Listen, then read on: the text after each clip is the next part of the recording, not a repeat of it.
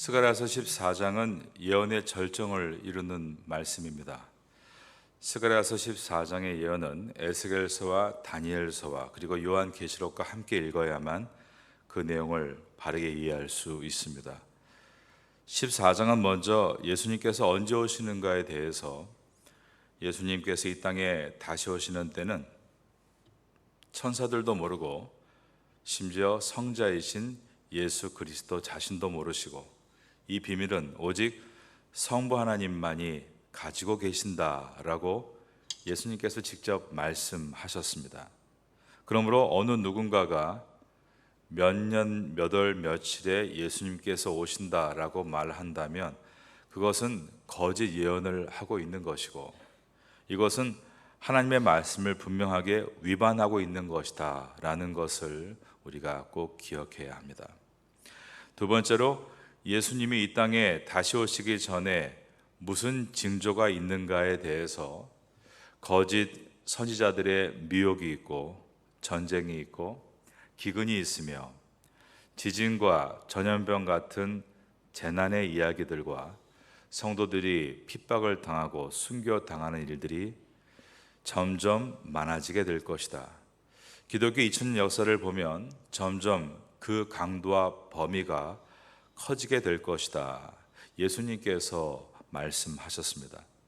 그러면서 구약과 신약 성경 가운데 여러 군데에서, 특별히 구약의 에스겔서와 다니엘서와 오늘 본문인 스가랴서와 신약의 예언서인 요한계시록에서 예수님께서 오시기 전에 일어나게 될 앞으로 있을 세계 전쟁을 예언하고 있는데, 그것은 이스라엘을 중심으로 했을 때 남과 북이 대치하는 남북전쟁이 첫 번째 전쟁이 될 것이고, 이스라엘을 중심으로 해서 동과 서가 격돌하는 동서전쟁이 두 번째 전쟁이 될 것이며, 그리고 마지막으로 예수님께서 이 땅에 천군 천사와 함께 오셨을 때 사탄도 자기의 모든 세력을 모아서 아마겟돈이라는 곳에 모이게 되는데, 여기서 심판주이신 예수님께서 사탄의 세력을 심판하시는 전쟁, 그래서 그 지명의 이름을 따서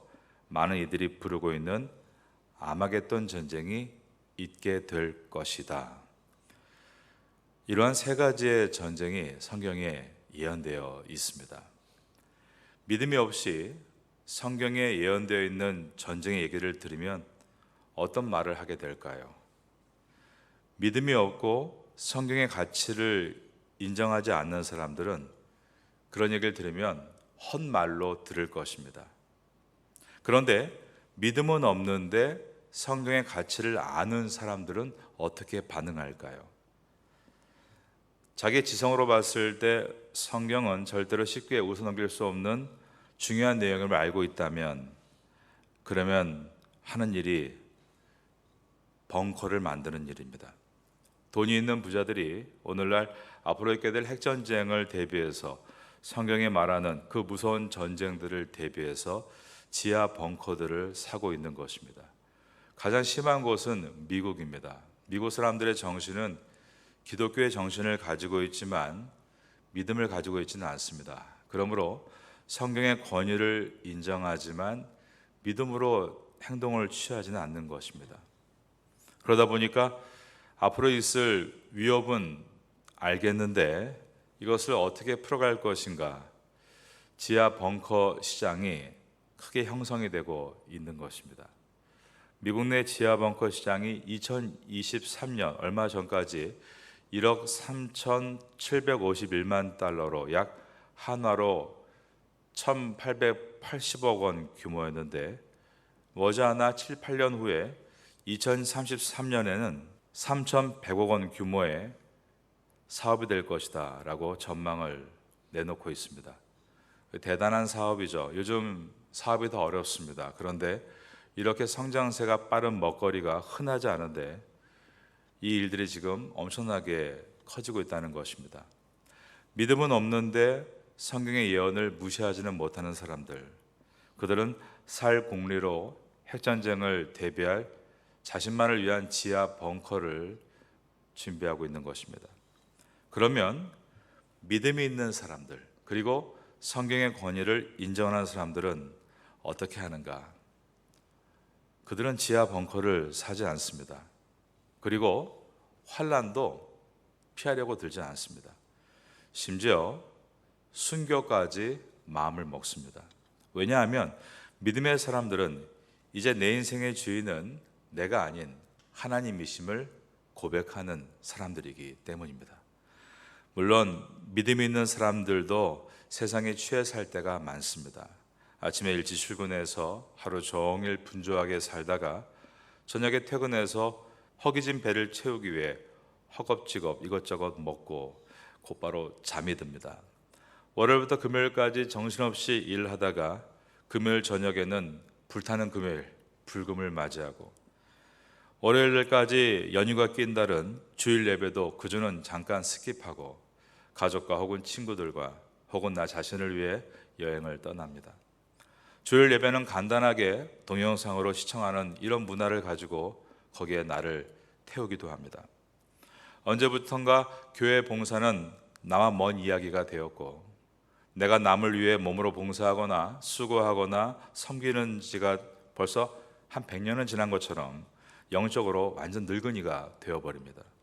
그래서 하나님은 이 땅에 고난과 환난을 허락하시는데 그 목적은 우리를 깨우시기 위해서이고 우리를 정결하게 하시기 위해서입니다.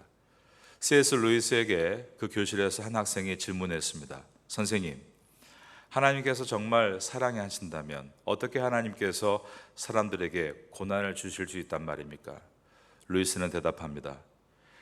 학생, 그렇지 않아도 교만한 인생인데 만약에 고난조차 없다면 인생은 얼마나 더 교만하겠는가?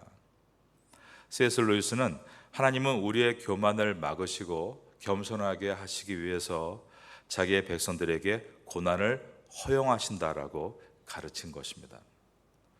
내가 예수님 믿고 나의 구주로 영접했고 내가 예수님을 위해 살겠다고 고백했어도 내 삶은 세상의 풍조 속에 결코 쉽게 바뀌지 않습니다. 내 안에 있는 우상들, 욕망과 욕심의 불씨가 계속 다시 일어나고 내 영혼의 삶과 틀을 다 태우는 것입니다. 그런 우리를 향해서 하나님은 환난을 허락하시기도 하는데 시대적으로 아브라함과 동시대라고 말하거나 또는 그보다 약간 전이라고 여겨지는 믿음의 선지자인 욥의 이야기가 성경에 자세히 들어 있습니다. 욥의 고통을 욥은 시가서로 표현합니다. 그래서 욥기서는 시편과 가까이 붙어 있는 것입니다. 인생은 시라는 것이죠. 그런데 그 인생 속에는 고통의 시가 들어 있습니다. 그가 인생에 찾아온 환난에 대해서 고백했던 한 문장이 우리의 마음에 늘 남아 있습니다. 욥기서 23장 10절에서 그러나 내가 가는 길을 그가 아시나니 그가 나를 단련하신 후에는 내가 순금이 되어 나오리라. 지금부터 2000년 전인 초대교회 당시에 예수님의 친동생으로 초대 예루살렘 교회에 담임 목회를 하다가 순교했던 12사도와 함께 사도로 불렸던 야고보 사도가 있습니다. 그가 기록한 말씀이 야고보서입니다. 그가 야고보서에서 뭐라고 말했는가 들어보시기 바랍니다. 야고보서 1장 2절 이하에 보면 내 형제들아 너희가 여러 가지 시험을 당하거든 온전히 기쁘게 여기라. 이는 너희의 믿음의 시련이 인내를 만들어내는 줄 너희가 알미라. 인내를 온전히 이루라. 이는 너희로 온전하고 구비하여 조금도 부족함이 없게 하려 함이라. 그러면서 환난과 고난은 우리에게 기도의 능력을 부어준다라고 말했습니다. 이어지는 야고보서 1장 5절에 보면 오직 믿음으로 구하고 이처럼 기도가 나옵니다. 조금도 의심하지 말라. 의심하는 자는 마치 바람에 밀려 요동하는 바닷물결 같으니 이런 사람은 무엇이든지 주께 얻기를 생각하지 말라. 두 마음을 품어 모든 일에 정함이 없는 자로다. 그러면서 기도하고 인내하고 또다시 기도하고 인내하게 된다면 결국은 승리하고 믿음의 면류관을 얻게 될 것이다 라고 했습니다. 야고보서 아래에 있는 1장 12절에 시험을 참는 자는 복이 있나니 이런 시련을 견디어낸 자가 주께서 자기를 사랑하는 자들에게 약속하신 생명의 면류관을 얻을 것이기 때문이라 라고 했습니다. 이처럼 믿음의 선진들은 인생에 찾아오는 시련과 환난에 대해서 우리가 하나님 안에서 만나는 그 모든 환난은 우리를 순결한 금이 되게 하시기 위한 하나님의 은혜이고, 조금 더 부족함이 없는 하나님의 사람으로 이 땅에 세우시기 위한, 그리고 기도의 사람으로 세우시기 위한 그분의 계획이다라고 자신의 고난을 해석해낸 것입니다. 그러므로 성도는 오늘날 세상이 점점 험악해지는 것에 대해서 세상 사람과 똑같이 낙심하고 포기하고, 그래 이왕 되지도 않는 것 나는 그냥 더럽게 살겠다, 인생을 더럽히는 것이 아니라 소망을 가지고 일어나서 정결함을 사모하는 인생으로 걸어가는 것입니다. 왜 그렇습니까? 성도는 하나님의 말씀인 성경을 통해 자신의 운명이 어떠한지를 이미 알고 있는 사람들이기 때문입니다. 성도의 데스티니, 운명은 구원이 완성되고 천국에 입성하는 것이다. 여러분은 성경을 통해 여러분의 운명을 꼭 아셔야 됩니다. 내가 내 운명을 알아야만 내가 인생 가운데 당하는 고난에 대해서, 이 고난은 나를 성화의 과정으로 이끄시는 것이다, 나를 순금이 되도록 만드시는 것이다, 이 고난을 통해 나를 연단시켜서 주님이 하실 놀라운 어떤 계획이 있는 것이다 깨닫게 되고, 오히려 내 고난의 삶을 기대하게 되는 것입니다. 왜 이것이 있을까? 하나님의 어떤 계획이 있으시구나. 그 이유는 우리의 미래가 어떤지를 우리는 알고 걷고 있는 인생이기 때문입니다. 아무 일도 하지 않으면 아무 일도 일어나지 않죠. 그냥 가만히 있으면 됩니다. 그런데 하나님께서 내 인생의 끝이 구원의 완성인데 지금 뭔가를 시키시고 그 어려움 속에 있다면 하나님의 계획이 있는 것 아니겠습니까? 이것을 경험하고 훈련해서 뭔가를 하시게 한 그분의 뜻이 있다면 우리는 오히려 기대하게 되는 것입니다. 성도는 환난이 올수록 무서워하고 절망으로 고개 숙이지 않습니다. 환난이 올수록 더욱 하나님과 가까워집니다. 여러분도 느끼실 겁니다. 편안할 때 하나님과 가까워지든가요?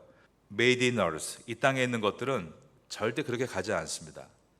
그런데 환난이 오면 오히려 하나님 앞에 더 가까워집니다.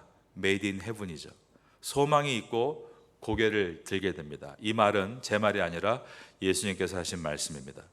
누가복음 21장 28절에서 그분은 사랑하는 12 제자에게 이렇게 말씀했습니다. 이런 일이 되기를 시작하거든 일어나 머리를 들라, 너희 속량이 가까웠느니라. 예수님은 이 말씀을 하시기 전에 세상에 일어날 여러 가지 어려움에 대해서 말씀하셨습니다.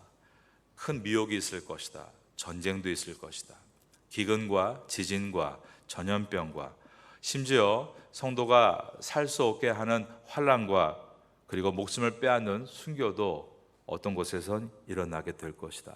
그러면서 하신 말씀이, 하지만 사랑하는 너희들은 이런 일을 만나게 될 때 무서워하고 절망하고 낙심해서 고개를 푹 떨구지 말고 내가 미리 말한 것을 다 기억하고, 즉 우리의 운명의 끝이 무엇인지를 기억하고 너희의 구원이 가까운 것을 알고 일어나 머리를 들라 라고 말씀하신 것입니다. 그런데 우리가 연약하기 때문에 낙심할 때가 많습니다.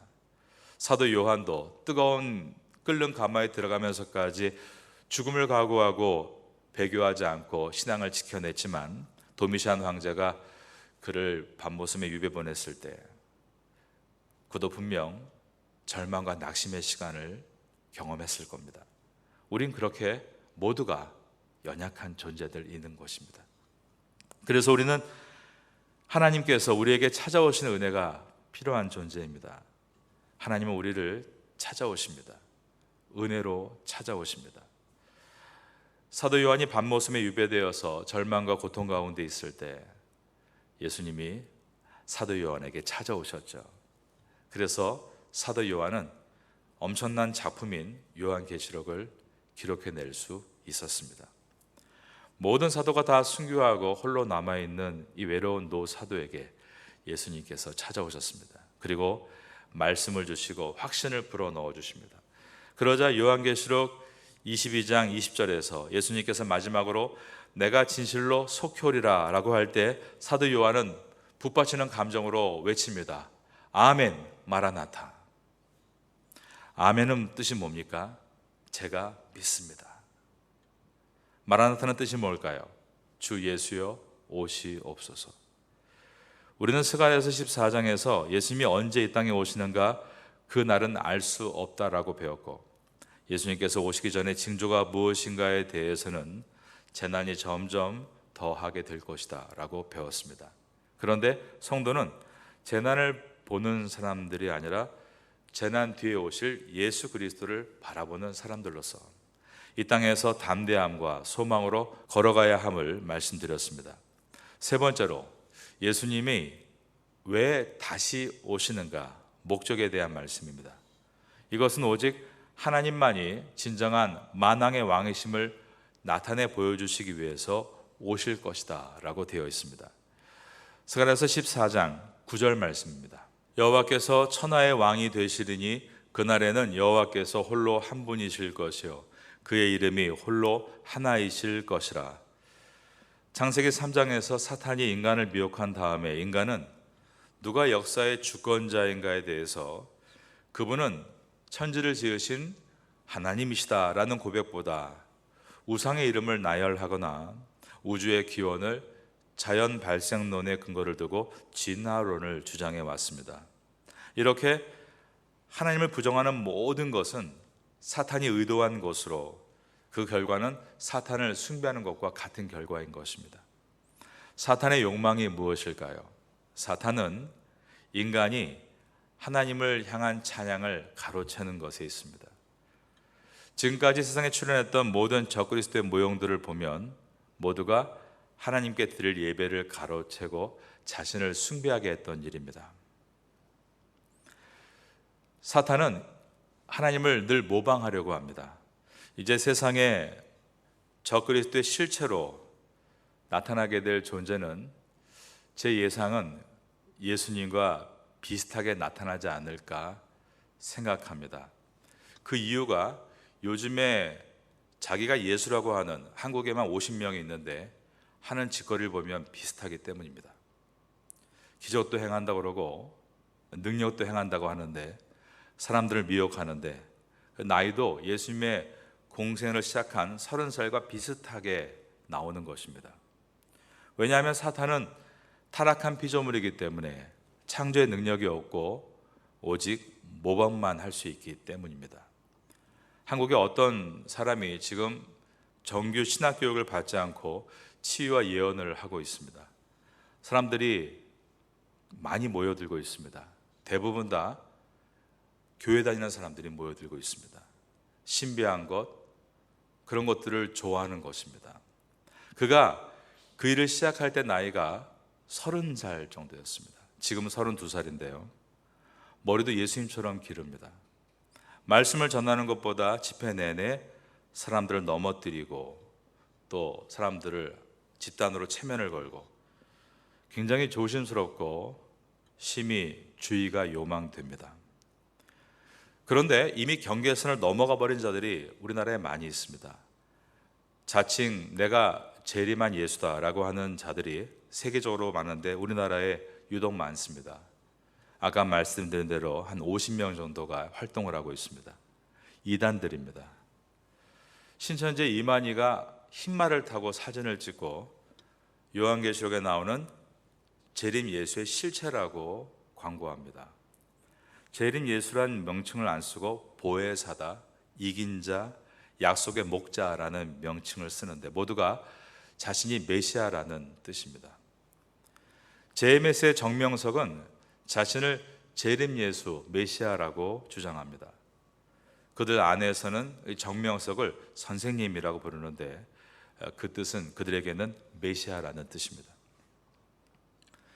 신천지 본부가 경기도 과천시에 있습니다. 그리고 JMS의 본부가 충남 금산군에 있습니다. 그들이 그렇게 사람들을 미혹할 것이 아니라 정말 자신이 재림 예수라면 둘이 한번 만나서 누가 진짜인지 한번 따져보라고 말하고 싶습니다. 그 둘이 만나면 서로가 가짜인 것을 알기 때문에 서로 묘한 미소를 짓지 않을까, 그런 섬뜩한 생각이 듭니다. 14장 9절을 다시 보겠습니다. 여호와께서 천하의 왕이 되시리니 그날에는 여호와께서 홀로 한 분이실 것이요 그의 이름이 홀로 하나이실 것이라. 여기서 그날은 예수님께서 다시 오시는 날입니다. 그날은 온 인류가 오직 여호와 하나님 한 분만이 참 구원자이시고 창조자이심을 알게 될 것이다 라고 말씀했습니다. 미혹은 다 사라지게 될 것이다 라는 뜻입니다. 우리는 주님을 희미하게 볼 수밖에 없습니다. 왜냐하면 이 땅에 살고 있는 우리에게 주님을 바라보는 모습을 사도 바울은 구리거울로 바라보는 것 같다라고 말을 했기 때문입니다. 그러나 주님이 다시 오시는 그날, 그때는 우리가 마치 앞에서 마주대하듯 선명하게 그분을 보게 될 것이다. 바로 이것이 우리의 미래입니다. 비전은 내가 미래를 향해서 목표를 가지고 정하는 것, 그것은 목표지 비전이 아닙니다. 비전은 무엇입니까? 미래를 미리 보는 것입니다. 그리고 그 미래를 내가 알기 때문에 그 미래를 향해서 현재를 걸어가는 것, 그것이 바로 성경에 말하는 비전입니다. 여러분 보십시오. 모든 믿음의 선진들은 자기의 운명을 미리 들었고 그러기에 담대하게 걸어갔던 것입니다. 우리는 미래를 이미 보았다라고 말할 수 있습니다. 복음을 듣고 그 감격이 있을 때 그 모든 이야기는 우리의 미래의 이야기였습니다. 우리의 미래, 우리의 운명은 주님께서 구원의 완성이라고 하셨고 하나님의 나라, 예수 그리스도의 나라, 영원한 나라에 들어가는 것이라고 하셨습니다. 그 전까지 우리는 엄밀히 말하면 이중국적자입니다. already, 이미 하나님의 자녀가 되기 때문에 하나님 나라의 국적을 가지고 있는 것이고 but not yet, 그러나 아직 하나님의 나라의 완성이 이루어진 것이 아니기 때문에 우리는 이 땅의 국적도 가지고 있습니다. 우리는 이 두 가지 국적을 가지고 이 땅에서 하나님의 영광을 나타내고 사람들에게 복음을 전하며 살아가는 여행을 하고 있는 필그림, 순례자들인 것입니다. 나의 운명이 구원을 완성하고 하나님 나라에 들어가는 것임을 바라볼 때 이 땅에서 분명한 정체성을 가지게 되고 담대하게 그리고 아름답게 걸어갈 수 있습니다. 이제 내일까지 스가랴서를 마치게 됩니다. 스가랴서를 지나면서 하나님이 우리의 운명, 우리의 미래에 대해서 말씀하신 것을 생각하고 여러분들은 이 땅에 나를 부르신 이유가 무엇인가를 이 아침 가운데 부르짖는 가운데 담대하게 이 땅에서 주의 사명 감당하시기를 예수님의 이름으로 축원합니다.